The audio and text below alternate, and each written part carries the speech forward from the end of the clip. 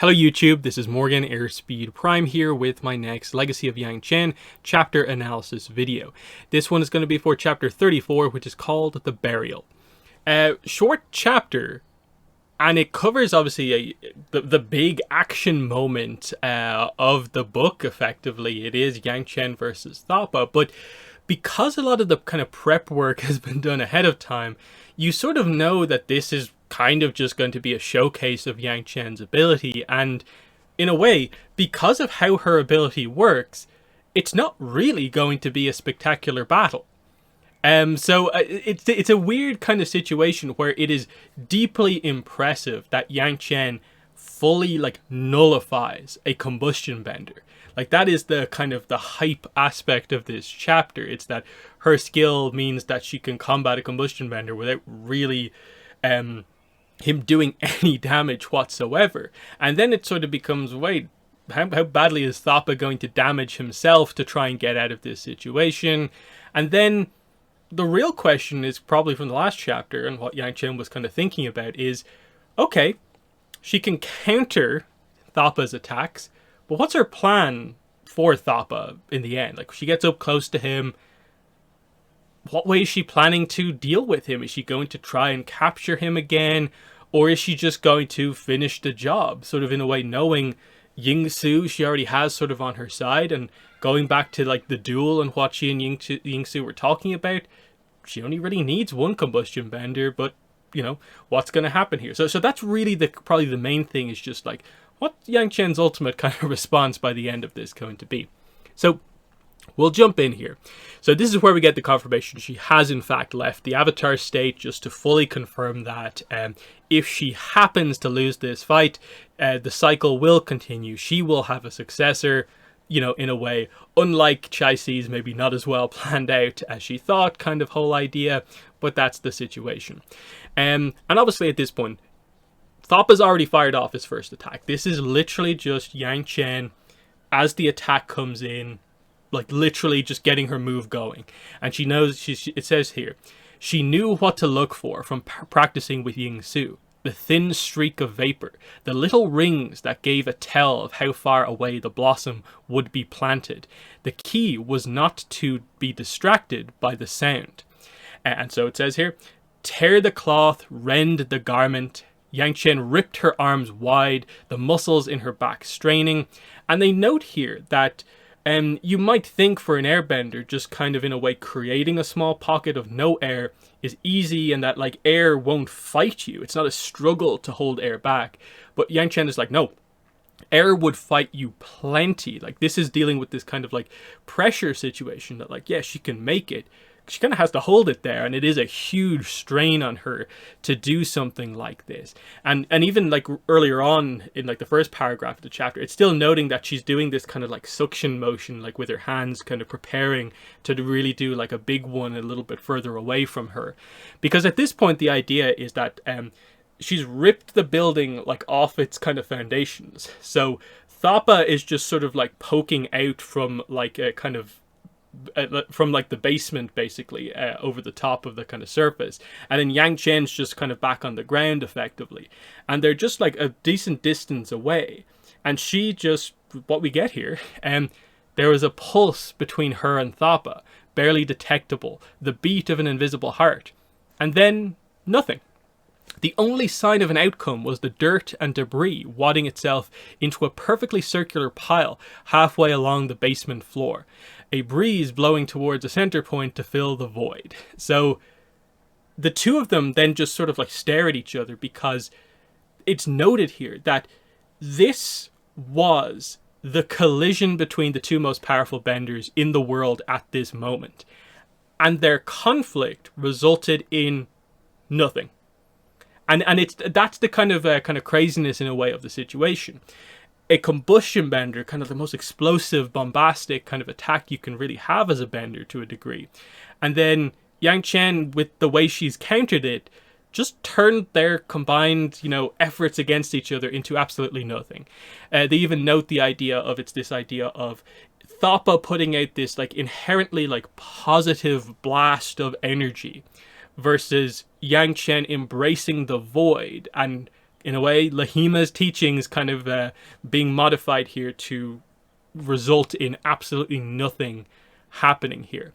Yangchen does kind of note the idea of like, she has a little bit of a kind of panicked moment where she realizes that like, whoa, that could have gone horribly wrong. Like, imagine I was a lot older participating in this fight. Imagine I didn't have my youthful reflexes, because it's still this idea of like the pop to like the blast actually hitting its kind of final destination. It's a tiny amount of time to perfectly time what's happening there. Because again, the travel of the kind of vapor of the combustion blast is still pretty quick. And Yangchen has to make sure she hits the void on a point where it's just about to stop. Otherwise, she's basically kind of missed. So it's a very kind of hit and miss thing. And the practice has obviously worked out for her here. But she notes that like, maybe in the future, things won't go as well as this when she's older. So interesting stuff there. Then we get the idea of like Thapa. It was described that he had a bit of a vacant, kind of blank expression. And it says here, the blankness that seemed to encase Thapa sloughed away from his eyes and shoulders. He looked at Yangchen, incredulous and angrier with each passing second, as if he only now comprehended the situation. She managed to smile. Ties go to me. So we get this idea that the sort of craziness of his combustion blast being completely nullified, and him literally seeing it right there, seeing that he's up against Yangchen, this has seemingly like snapped him out of the brainwashing, or the brainwashing that Chai-Si kind of delivered was literally to just go as far as like firing the first combustion blast. Whatever way you want to look at it, he's now Thapa again. He's not the kind of zombie kind of under brainwashing control here, but he's angry and he just immediately goes for another combustion blast. So one big breath, second blast, and it's like he wasn't supposed to be capable of that, because Thapa is the high energy combustion bender. He's got the most powerful blasts, but they required the most buildup. So this is a little bit of a surprise. But of course, Yangchen, the reason she did the training with Ying Su was to prepare for stuff like this, so that she could do the vacuum, the void move, as at will, as she needs to, as quickly as possible. And so she is prepared for that. So she does it again, and it's another whimper. It's another nothing. And they're obviously both using a very high powerful technique here, and that is what's noted here. Like Yangchen and Thapa both reeled from the exertion of using their most powerful techniques at a finger snap, the cost of waging war over nothing itself. So, you know, of course, to counter a powerful technique like combustion bending, you need to do an equally powerful one. And the way they described the idea of like creating a kind of vacuum in the open is a tough task. And so it is having an impact on even Yangchen. And so after this exertion from Thapa, as we sort of maybe are expecting here, it says he shook his head and put his hand to his nose. It came away glistening red. So he's bleeding like profusely from the nose after this second like forced quickness of this second blast. He's not meant to do it this quickly. And you can see like in a way he's suffering from a bit of a buildup of pressure. He hasn't been able to properly do his technique where he kind of deals with the pressure in the way that he needs to. Again, this is where you do have to note that, like, in comparison to Combustion Man and Pali, this is the early days of combustion bending. And like it was described in the first book, that Thapa typically needs like 20 to 30 breaths to execute his technique. That's the amount of time he typically takes. With Ying Su, she's the faster one. It still takes a little bit longer. Whereas like the likes of Pali and Combustion Man are doing stuff like this, and it's kind of a normal thing for combustion bending, is that they can just be like breath, boom, breath, boom. Like it's not rapid fire, but it's still only a couple of seconds between each blast, whereas that seems to be the difficulty here. And this is obviously where you assume the tattoo and further learning about the technique obviously is going to help future combustion benders, wherever that ends up coming from. And I suppose theoretically it would maybe make sense that Ying Su, maybe over the course of her life, maybe is the one to take combustion bending to the controlled level, and we maybe see it at. But the point is made here, though, is that Yangchen notices that he's bleeding from his nose, but she also notices he's bleeding from his ears. And this is where you really get the sense of like, okay, that second one, it worked, but like he has actually pressure damaged his like head doing this. And it's noted here, and the book makes it super clear, Thapa wasn't capable of firing again so quickly, not without destroying himself from the inside. But he's going ahead with it. He's going for the third blast in a row. And Yangchen just screams over at him like, stop, you need help. But he does it. He inhales again, churning his blood into a scarlet froth around his nostrils.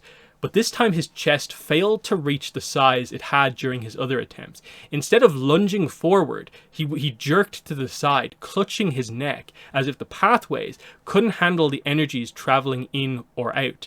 A tiny incandescent spark burst over his head. Pop, then another and another, like a cloud of attacking fireflies. Pop, pop, pop, pop, pop.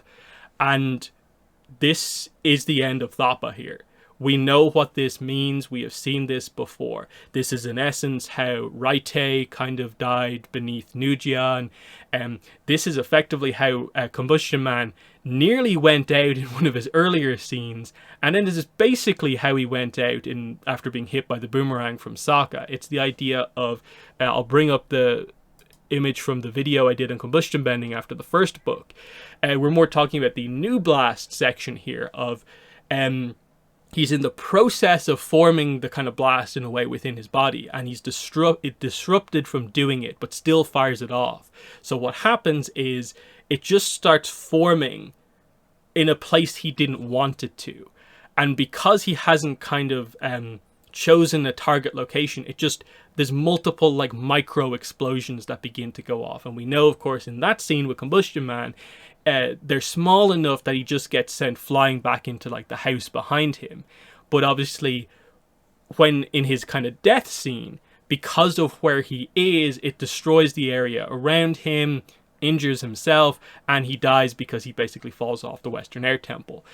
So it speaks to kind of what's kind of happening here. So you get the sense that, okay, Thapa has had the kind of backlash effect of not doing combustion bending properly here. And Yangchen knows she has to deal with this because Thapa is your like powerhouse combustion bender here. So the idea of like potentially 5 or 6 kind of combustion blasts going off at once, it is going to cause damage unless she does something here. Because there are still people like in the general vicinity, even if there's no one like super close. And this is where the only thing she can do in this situation, she just is like, in her head, I'm sorry. She screwed her foot into the ground. The circle basement floor around Thapa dropped away, plummeting deep into the earth, taking him with it. And it even says here, she doesn't know how far she lowered him down into the ground, but she could hear like the quaking earth. It basically knocks her off her feet.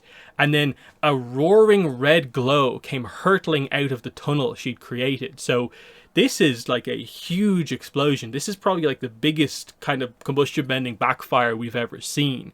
She literally has to bury him as far under the ground as she can, and it still sends up this kind of explosive kind of column out of the ground. But I suppose because she buries him here, it prevents it from just blowing buildings apart and stuff like that. But still, it says here, like, stones, clods of dirt came raining down. She had no strength to bend them away. She just shut her eyes and let the earth pelt her, the least she deserved. And she just is still there as this happens, because she's just accepting that, like, it's this exertion of using that technique so many times, followed by powerful earth bending. But also, that has to be acknowledged here, she has killed Thapa here. Sure, again, it's one of those ones you can make the excuse of technically he killed himself, but in her efforts to save the surrounding area, basically, she guaranteed his fate by burying him underneath the ground. And so she gets back up to her feet, and one last duty to perform. She stood up straight, pressed her hands together, and whispered a funeral benediction for Thapa. Life was sacred, the loss of it had to be recognized. She would never stop believing that. And then she just turns around and begins to walk out of the city, basically. And of course, there's panic around there are people around, and like some of them have potentially seen what's gone on, but they've been so distracted by the details of maybe what's happening, they don't know exactly what went down. And she's just walking through the citizens. They see the Avatar walking away. Explosions had just gone off, like the whole building had moved. That's probably the bigger thing they're focused on. And so she walks past everyone, and it's even noted that like she sees the disguised Earth King Feishan in the middle of like his guards and stuff like that. He has roughly seen what's gone on here, and she just walks right past him. Like, she's done in this instance.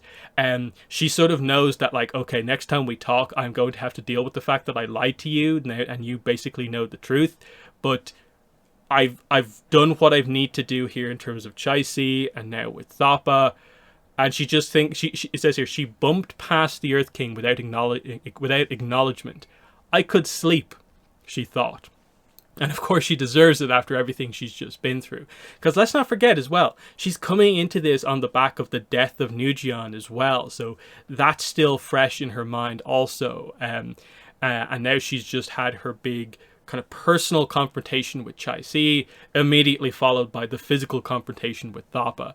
She doesn't have the time to deal with the Earth King right now. But he's stunned. Like it says here, His Majesty was furious, frozen in silent rage.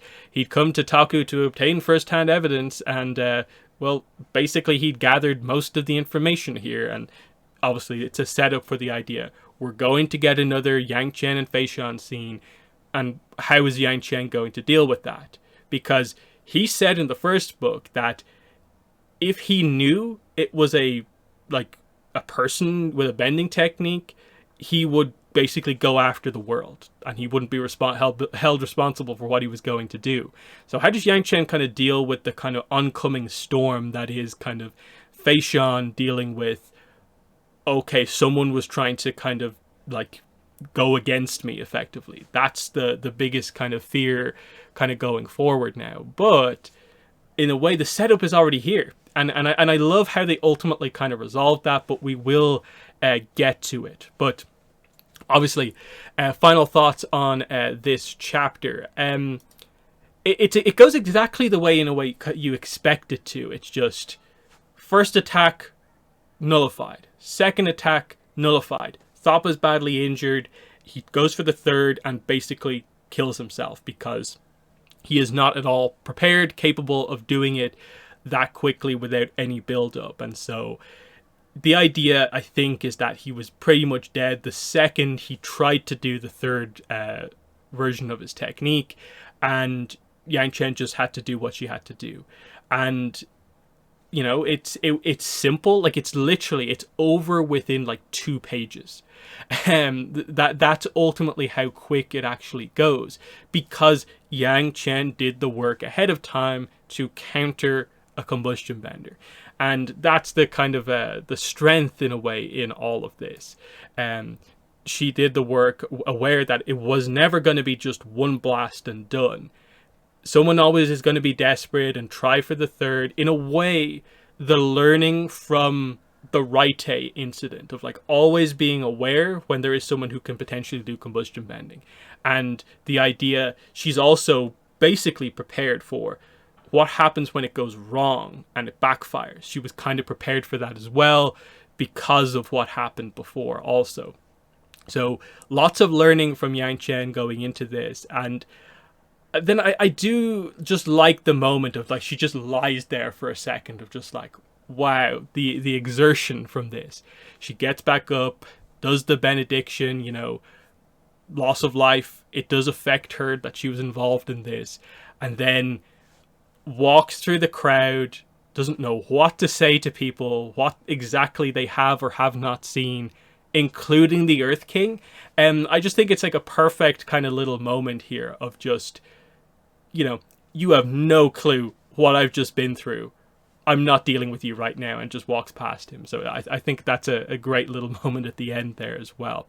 And just the fact that her kind of thoughts in the way coming out of this is like, I could sleep. It's not that she's overly concerned about like how she's going to deal with the next meeting with the Earth King. It's like, no, I'm going to sleep first. And in a way that shows a little bit of growth for Yangchen, that she isn't overly concerned about this bigger thing, because she's dealt with the core issues. She has prevented the potential assassination of the world leaders in what she has just done here. She's already stopped Chai Si.